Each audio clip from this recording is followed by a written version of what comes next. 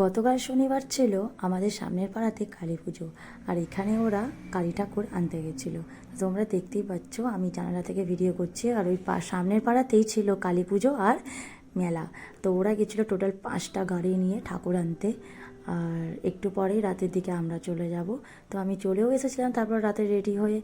আর যেই তখন বৃষ্টি হচ্ছিলো, খুবই বৃষ্টি হচ্ছিলো, কিন্তু তা বলে কি মেলায় যাব না?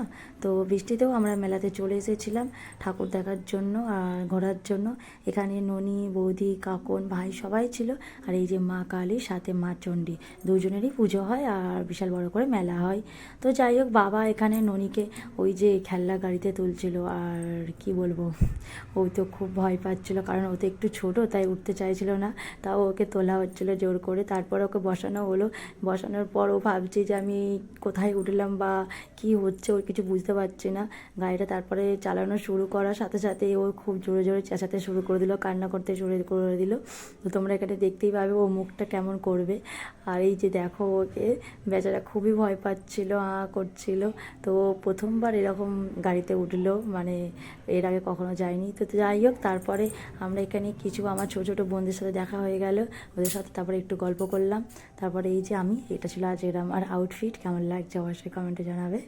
আর আমি শাড়ি পরেছিলাম, কারণ যেহেতু কালী পুজো ছিল। আর এটা ছিল কাকন, ভাইয়ের বউ আর বৌদি, সবাই আরও অনেকেই ছিল। আর এই হচ্ছে আমাদের পাড়ার মেলা।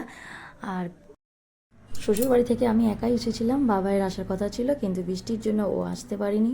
আর বৃষ্টি থামার পরেই আমরা এসেছিলাম পুজো দেখতে মেলাতে। তারপরে আসার পর দেখি দিদা দাদু, এই বয়সেও আমার দিদা দাদু, দেখেছো কত ভালোবাসা, এক ছাদের তলায় দুজনে কি সুন্দর ঘুরছিল, ছাতা নিয়ে দুজনে এসেছিলো ওরা। তারপরে বাড়ি চলে গেল। আর এই যে এখানে দেওয়ার কিছু ছোটো ছোটো বাচ্চাদের একটু নাচ হচ্ছিল, মানে সঙ্গীত অনুষ্ঠান চলছিল। আর এখানে ননি স্টেজের মধ্যে উঠে এত কান্নাকাটি করছে, স্টেজ থেকে ও আর নামবে না, ও নাচানাচি করবে। তো যাই হোক, ওকে তারপর নামানো হলো।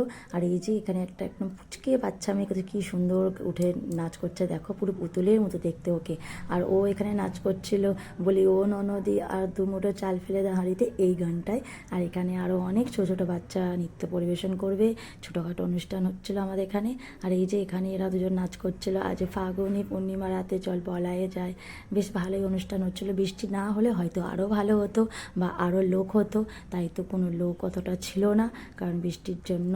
আর আমরা যখন গেছিলাম তখন বৃষ্টি একটু থেমে গেছিলো। তাই মেলাতে আমরা অনেকটা রাতেই গেছিলাম, তার জন্য বাড়ি থেকে খাওয়া দাওয়া করে এসেছিলাম। বেসিক্যালি কিছুই খাইনি মেলাতে গিয়ে, জাস্ট দুটো চকলেট কর্নেটো খেয়েছিলাম। আর এখানে বনু চকলেট কর্নেটো কিনেছিল। আর দুটো কর্নেটো, মানে দুটো কর্নেটো খাবো না, একটা মামির জন্য একটা আমার জন্য। আর এখানে তারপরে আমরা জুস নিয়েছিলাম, জুসটা খেলাম। তো জুসটা সত্যি খুবই ভালো ছিল। আর এখানে আমার ভিডিওটা শেষ করছি, দেখা হচ্ছে নেক্সট ভিডিওটা। আপাতত টাটা।